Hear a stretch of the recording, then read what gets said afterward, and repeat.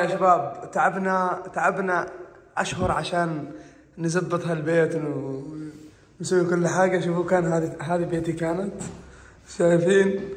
الحين عاد خلينا لهم إلى الستاير والغرفة النوم. شوفوا يلا ذكريات حلوة، ذكريات يا شباب. ها اوه، شوف المنظر ده والمكان. كنت ساكن هنا، لكن كذا الحياة يا جماعة الخير والله العظيم. شايفين هذه حديقة بيتي، وهذا مكان نودع الحبايب. هذه الحديقة تبعي كانت، وهذا النهر، والحمد لله على كل حال. وباي باي هولندا، وباي باي هولندا. السلام عليكم ورحمة الله وبركاته أصدقائي الكرام، أينما كنتم من هنا من مدينة لواردن. آخر اللحظات نودعها في هذه البلد نيذرلاندز. طبعا الكثير يتساءل لماذا أكرم طلع من هولندا وهو يتغنى في هذه البلد هذه بالنسبة له كان شيء كبير جدا. طبعا دائما يا شباب الإنسان يبحث عن مصلحته. البلد هذه بالأمانة أنا مجدت هذه البلد وتستحق التمجيد وتستحق كل شيء. البلد هذه جميل، البلد هذه ناسها طيبين، البلد هذه أنا لما أتكلم عن أشياء كثيرة في هذه البلد، عن قانون، عن حقوق، عن أشياء كثيرة. أوكي؟ حتقول لي أكرم عقلان أنت ما شاء الله تبارك الله حتسافر من هولندا ليش؟ أنت مرتاح، أنت أمورك زينة. في يا شباب أشياء أهم من كل الأشياء هذه اللي إحنا عايشين فيها. طاعة الوالدين، القرب من أهلك، هذه نقطة مهمة جدا. في الغربة صعب جدا أن تلقى هذا الشيء. الناس هنا تستخدم شيء اسمه زليفستاندخ، الاستقلالية. فالاستقلالية بالنسبة لنا يا صديقي العزيز، ونحن عشنا في وطن اجتماعي، وطن سوشيال. تقول لي حتترك ابنك وحتروح يا أكرم؟ ابنك قطعة من روحك. هقول لك والله العظيم أكثر سؤال يجينا في السوشيال ميديا، في سناب شات، في الانستغرام أو في التيك توك: ابنك وين حتودوه؟ أبشركم ابني بأيادي أمينة، دام عنده أم تخاف الله فيه، والحمد لله رب العالمين. الزواج قسم ونصيب يا شباب، صح ولا لا؟ الزواج قسم ونصيب، وهذا شيء بيد الله سبحانه وتعالى. بس السؤال المهم بالموضوع هذا يا شباب: أكرم ليش تطلع من هولندا؟ إيش الهدف؟ طبعا يا شباب كل واحد يبحث عن مصلحته. أنا متابعيني عرب، وكل الناس اللي تتابعني 99.99 هم عرب. بالنسبة لي لا فائدة لي في هذه البلد، كلها عرب، مش هولنديين ولا إنجليز ولا أي حاجة. أوكي؟ هذا كان من البداية، كان هدفي كذا.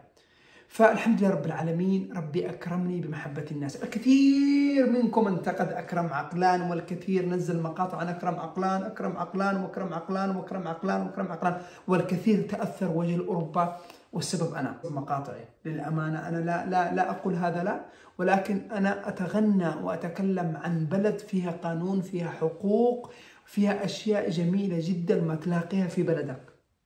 أنتوا معي وأنا عارف. حتقول لي في البداية كنت تغني وتغني وبالأخير صرت تنتقد. بقول لك نعم، كنت تغني بالأشياء الإيجابية، هذا شيء جميل إنك تمدح بلد أنت وصلت لها لا عندك ولا أي شيء، بلدك ما قدمت لك ولا أي شيء، وصلت لهنا أعطيتك وأكلتك وشربتك ودرستك وعلمتك، وطلعت شخص جيت من بيئة أغلبها متخلفين، ليس الكل ولكن بيئة أغلبها متخلفين، وصلت لهنا والحمد لله رب العالمين. ربي أكرمني، أتعلم، درست. في ناس ضاعت، في ناس راحت للمخدرات والدروكس، في ناس ما تحب الدراسة، في ناس عندها شغف جاءتها لهنا مش مصدق إنه هذا فرصة عشان يتعلم، عشان يرضي نفسه، عشان يرضي أهله. فالحمد لله رب العالمين يا شباب. أشياء سويناها في هذه البلد، في بلدنا معطونا الفرصة إنه نسويها، صح ولا لا؟ فأكرم عقلان لما يترك هولندا، بلد جميل، بلد مرتب، نظام، قانون، حياة الإنسان فيها يعيش بكرامة بكل النواحي. برضو في سلبيات في هذه البلد. أنا بعض الأصدقاء جيت أنا وياهم لهذه البلد يدي بيدهم رجلي برجلهم، عشنا في مكان واحد وصاروا مدمنين مخدرات. الصاحب ساحب، أو إذا ما عندك هدف تجي لهنا تاكل خازوق. أوكي؟ فأنا طلع من هولندا يا شباب اقتناع شخصي تمام، اقتناع شخصي 100%. البلد هذه جميل، يعطوك اوت كير، لو ما تشتغل يعطوك راتب شهري، اللي هي بالعربي هي المساعدات الاجتماعية أو الضمان الاجتماعي، يعطوك في هذه البلد، ما ينقصوش معك ولا أي حاجة. نحن لا نسيء للبلد، لأن البلد هذه استقبلتنا وأعطيتنا أشياء كثيرة يا شباب، أقسم بالله ما لقيناها في بلدنا. لازم نتكلم بكل صغيرة وكبيرة. هذا الفلوق حيكون فلوق الوداع طبعا يا شباب، لأنه حطلع من هذا البلد. حيكون وجودي في هذا البلد إذا أجيت لهذا البلد زيارة ابني أو سياحة، والسياحة هي بين قوسين هو زيارة ابني، أقعد لأسبوع أسبوعين 3 شهر وأرجع. أنا عندي مشروع خاص إن شاء الله ربي بيكرمنا ويفتح علي أبواب الخير، لأنه نيتي طيبة. ناس كثير انتقدتني وتكلمت في البداية أكرم وأكرم وأكرم وأكرم، لكن هذا لا يعني شيء. نحن أقوياء، إذا استمعنا لكلام الناس أو ركزنا على هذول الناس كنا جننا وبطلنا من السوشيال ميديا. لكن لا، السوشيال ميديا أقسم بالله ما يدخلها إلا شخص قوي قلب، لأنه راح تاكل خوازيق في حياتك ما أكلتها. هذا بينتقدك واللي بيسبك واللي بيسب أهله بيخلي شيء فيك إلا يسبه. لكن هذا اقتناع شخصي ودخلتها بإرادة حرة، وأنا ما زلت مستمر. أوكي يا شباب، وبإذن الله الواحد الأحد القادم حيكون بالنسبة لي شيء جميل جدا جدا جدا. عندي براند قاعد أشتغل عليه، عندي شغل ثاني كمان برضه شركة بنفس موضوع الملابس. أنا خريج فاشن ديزاينر أند ستايلينج، 4 سنين درست، 2 تجارة الحمد لله رب العالمين، هذه شهادتي. فاتح شركة طبعا يا شباب في هولندا والحمد لله رب العالمين، بس الشركة هذه مو ناشطة، بس حتكون يعني في الأيام القادمة أو الأشهر القادمة حتشوفوا شيء جميل جدا، حتستفيدوا منه، من خبرتي، من تجاربي، من حياتي في هذه البلد. كثير من الناس هنا ما شاء الله تبارك الله شغالين أمورهم زينة، لا يقول لكم أوروبا ما فيها ولا شيء فيها، لكن مستحيل تطلع فوق. مستحيل مثلا يوصل يعني انك تصل لمرتبه الغنى، لا، تاكل تشرب تسكن كذا نظام. حتى اللي عنده شركات هنا في اوروبا ما راح يدخل الدخل هذا اللي بدخله في دول الخليج. اكون معكم صريح، السعوديه او الامارات او قطر او اي دوله خليجيه فيها خير اكثر من هنا. دول الخليج دول تجاريه، هنا اوروبا دول صناعيه. هنا اذا انت مخك نظيف تشتغل على دراسه، تدرس تتعلم لك لغه وتاخذ لك مهنه محترمه، بعدين تقدر تفكر وين تروح. الحين انا بطلع من هولندا يا شباب، كثير من الناس بتطلع بعدي. انا مفتاح خير لناس كثير والله العظيم، واعوذ بالله من كلمه انا، ولكن انه في ناس كثير تقتدي باكرم عقلان وبالاشياء اللي يقدمها. رحت امريكا، اغلب الناس كانت لا تعرف كيف تروح لامريكا. بعد اكرم عقلان راحوا امريكا بسبب المقاطع الفيديو والفلوقات اللي قاعد انزلها، صح ولا لا؟ لا ننكر هذا الشيء. يعني نحن نسوي شيء ممكن نحن نخطئ، ولكن في اشياء ايجابيات في سلبيات، فاتركوا السلبيات حطوها تحت ارجلكم والشيء الايجابي منه خذوه. في ناس كثير كانت لا تعرف كيف تذهب امريكا وهي عايشه 4 و5 و20 و30 سنه في هذه البلد، وراحت امريكا بسببي انا مفتاح خير كنت لبعض الناس، وهذا فضل من الله سبحانه وتعالى، لان الله سبحانه ممكن سخر لك كرم عقلان عشان يعطيك الطريقه وتسافر. اوكي، فهذه طريقه ثانيه. انا انصحكم نصيحه لوجه الله سبحانه وتعالى، كل المتابعين اللي يتابعني واللي ما يتابعني، شغل بيت. اكثر مصانع العالم موجوده في اوروبا.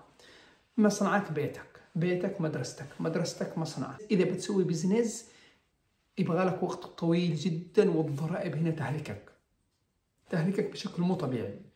فهذا اللي بقدم لكم يا شباب.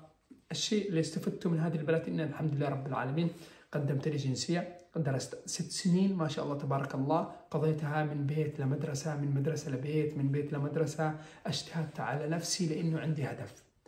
فاذا حاب تجي على اوروبا يا صديقي العزيز، انت اللي تتابعنا، انت اللي تتابعينا، ارسم هدف في حياتك انه البلد هذه مش لك، انت جاي تاخذ منهم شيء تروح. يحترموك، تدرس، تتعلم، تلتزم بالقوانين، سيبك من هنا ومن هنا، وشغل الدروكس والمخدرات هذا ما ينفعش معك في حياتك. نصيحة، اشتغل عن نفسك، تعلم لغات. أنا لغتي الهولندية الحمد لله ليس هذيك البروفيشنال، ولكن الحمد لله عديت ودرست بلغتهم، واخذت 6 سنين شهادة، 4 سنين في مجال الفاشن مثل ما قلت لكم في البداية، و2 تجارة. الحمد لله رب العالمين، هذا اكتفاء ذاتي بالنسبة لي. الحين أنا عمري 27 سنة، قضيت 7 سنين في هذه البلد، في هولندا، في هذه البلد. أوكي، أشياء كثير حبيتها في هذه البلد. مثل ما أمدح هذه البلد ومجدتها، برضو المملكة العربية السعودية قدمت لنا أشياء كثير. كم هي مغترف في المملكة العربية السعودية يأكل من فضل الله ثم من خير هذه البلد. في ناس لها 20 و30 و40 سنة يا شباب عاشت في هذه البلد، لا ننكر هذا الجميل. القانون فوق الجميع. أعجبك أقعد، ما عجبك تمسك نفسك وتطلع. انا في البدايه ما عجبنيش القانون، مسكت نفسي وطلعت. مستحيل اسب هذه البلد، لانه هذه البلد قدمت لي اشياء، لو مو هذه البلد ما وصلت لاوروبا. نكون نتكلم بكل صراحه بالامانه، يعني البلد هذه انا اشتغلت فيها، بدأت حياتي كلها في المملكه العربيه السعوديه، سويت كل حاجه في المملكه العربيه السعوديه، بعدين جيت لهنا. حتى اللغه الانجليزيه تعلمت بدايه اللغه الانجليزيه، درست سنه في المملكه العربيه السعوديه عشان اوصل للهدف اللي ابحث عنه وهو اوروبا.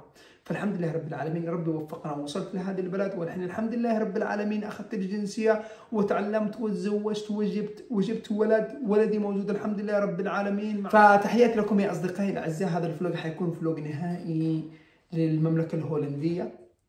شكرا هولندا، شكرا الناس الطيبه، لو مو هولندا انا ما طلعت وتكلمت بهذا الشيء قسما بالله العظيم.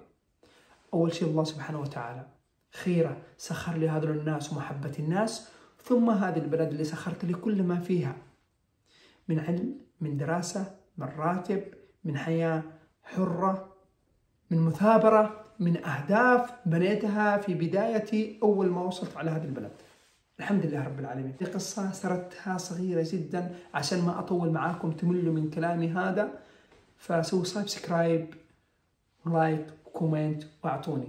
حتقول لي وين حتروح؟ فين انت بتطلع من هولندا وين بتروح؟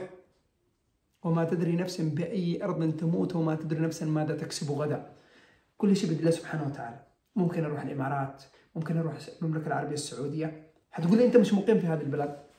انا ممكن اروح ازور اهلي اقعد 3 اشهر في السعوديه، ممكن اروح الامارات. قدمت على الاقامه الذهبيه في الامارات، وان شاء الله باذن الله ربي يجيب لي الخير، وانتم فيكم الخير وحتدعموني وحتساندوني. دائما نحن نخطئ يا شباب، والله العظيم نخطئ بشكل مو طبيعي، ولكن هذا الخطأ لا يعني ان احنا اشخاص سيئة، لا، نحن الحمد لله رب العالمين نخاف الله، نضحك نمزح نعيش الحياة في أوروبا يا شباب. أقسم بالله إذا ما تمارس حياتك من رياضة وعلم وشغل، أقسم بالله العظيم لا تجرك الحياة لمستنقع خبيث فيه مخدرات وما تخرج منه إلا وشم هنا وشم هنا وشم هنا وشم هنا وجنون. فدائما اشغلوا نفسكم بالاشياء الايجابيه اللي تستفيد منها حياتك انت كشخص مهاجر. فتحياتي لكم هي الاصدقاء الكريمين، لما كنتم من هنا من مدينه الواردن، تحياتي لكم. لا تنسوا سبسكرايب لايك وكومنت، واحلى بوصلكم. طبعا هذه اخر اللحظات مع الاخ سلطان الملقب بالكابوس. وضعك بالسليم. فاخر اللحظات قضيناها مع والله وحشنا والله العظيم يا شباب. خلاص خلينا هولندا للكابوس وللجدد اللي وصلوا لهذه البلد. بتمنيني بالله اروح القط علب هنا، العالم جالسه على المساعدات تلقط العلب، الكهرباء ما يقدر يشغلها، السخانه ما كل شيء محسوب عليه. امانه والله العظيم حاسبين كل شيء. واذا شافوا الكابوس في التيك توك وجاء واحد من الداعمين يقول لك حسد الغابه، شردت من حسد الغابه المفروض موجود هنا. مش اكثر حسد الغابه اللي موجود في هولندا بسبب الفضاوه. كلهم في البيت، كل واحد جالس في عرينه، تجي تخش العرين عنده تحصل عظام بذاك الناس قبل. يكفي الله بتوحشنا يسعد الله، لكن اسال الله ان يوفقك ويسهل امرك ويسعدك. واحلى ايام اللي شفناها في الكابوس وتعرفنا عليه، والله يا شباب انه من الناس الطيبه، الناس اللي في قلبه في لسانه. فنحن برضو كمان اللي في قلوبنا والله العظيم موجود في لساننا. فكل التوفيق والنجاح لك يا الكابوس. وافتح الطريق وافتح الطريق وخلي وضعك برفكتو يا صاحبي. بالله بسمع متى بترجع؟ يعني ما عاد في رجعه؟ اللي بكون ابني موجود، بكون اروح واجي اشوف الولد. بالله يرضيكم يا شباب. اكرم دحين خلاص نروح، بيخلينا انا لوحدي مع الاسود اللي جالسه هنا. والله يا شباب المشكله الاسود هذه ما تاكل العربي، لكن الهولندي ولا الاوروبي والله ما يقدر يسدد له واحده، يكتب له خطاب يشكل تشتيت خليه ينام في الشارع.